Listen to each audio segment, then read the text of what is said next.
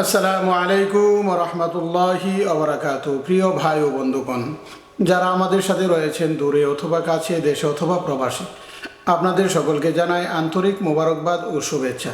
প্রিয় ভাই ও বন্ধুগণ, অনেক সময় আমরা বড় রোগ ব্যাধিতে আমরা অনেক সময় আক্রান্ত হয়ে যাই। অনেক ভাইরা আছেন বিভিন্ন ধরনের অনেক বড় বড় কঠিন রোগে আক্রান্ত হয়ে কালাতিপাত করছে, কিন্তু অসুস্থতা তার সুস্থতায় পরিণত হচ্ছে না।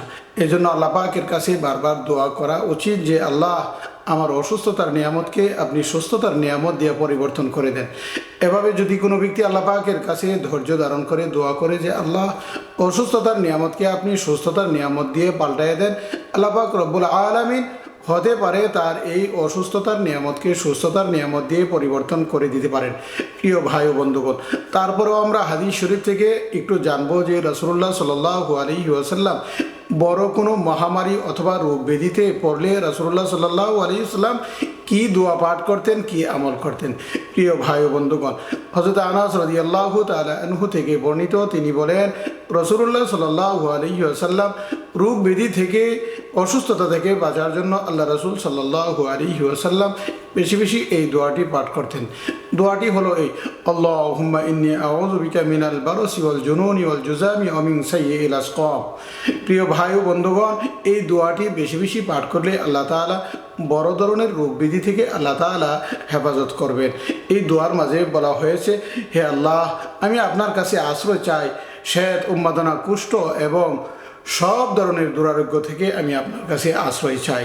প্রিয় ভাই ও বন্ধুগণ, আসুন আমরা আল্লাহ পাকের কাছে বেশি বেশি প্রার্থনা করি এবং দোয়া করি আল্লাহ পাক রব্বুল আলামিন যেন আমাদের সকলকে বিভিন্ন ধরনের বড় বড় অসুখ থেকে, বড় বড় রোগ থেকে আল্লাহ তাআলা যেন আমাদেরকে মুক্তি দেন। প্রিয় ভাই ও বন্ধুগণ, এজন্য অসুস্থতাটাও আল্লাহ পাকের নিয়ামত, সুস্থতাও আল্লাহ পাকের নিয়ামত।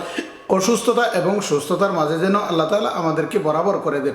প্রিয় ভাই ও বন্ধুগণ, এজন্য অসুস্থ হয়ে গেলে, বিভিন্ন বড় কোনো ধরনের অসুস্থতা হয়ে গেলে আল্লাহ পাকের কাছে এভাবে দোয়া করা চাই। এবং রাসূলুল্লাহ সাল্লাল্লাহু আলাইহি ওয়াসাল্লাম আমাদেরকে যে দোয়া শিখিয়ে দিয়ে গেছেন, সেই দোয়াটি বারবার বেশি করে পাঠ করা চাই। আমরা এই দোয়াটি পড়ব, শিখব এবং আমাদের স্ত্রী সন্তানদেরকেও শিক্ষা দিব। আল্লাহুম্মা ইন্নী আউযু বিকা মিনাল বারসি ওয়াল জুনুনি ওয়াল জুযামি ওয়া মিন সাইয়্যিল আসকাম। হে আল্লাহ, আমি আপনার কাছে আশ্রয় চাই শ্বেত, উন্মাদনা, কুষ্ঠ এবং দুরারোগ্য, সব ধরনের দুরারোগ্য থেকে আমি আপনার কাছে আশ্রয় চাইতেছি। আল্লাহ পাক রব্বুল আলামিন এই দোয়াটির উপর আমাদের সকলকে আমল করার তৌফিক দান করুন। আমিন।